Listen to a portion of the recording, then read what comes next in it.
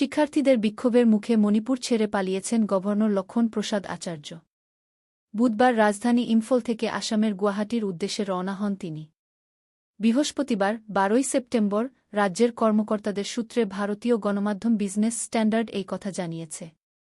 সূত্রটি জানিয়েছে, গত মঙ্গলবার রাজভবন ঘেরাও কর্মসূচি পালন করে শিক্ষার্থীরা।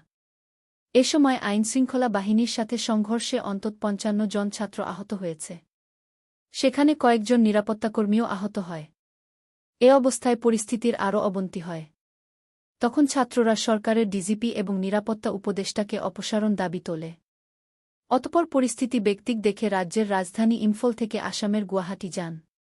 সূত্রটি আরও জানিয়েছে, এছাড়া মণিপুর বিশ্ববিদ্যালয় পরবর্তী নির্দেশ না দেয়া পর্যন্ত সকল স্নাতকোত্তর এবং স্নাতক পরীক্ষা স্থগিত করেছে।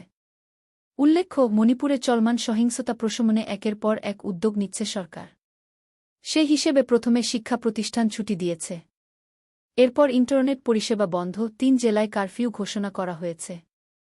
নতুনভাবে দেশের কেন্দ্রীয় আধাসামরিক বাহিনীর সিআরপিএফ মোতায়েনের সিদ্ধান্ত নেওয়া হয়েছে।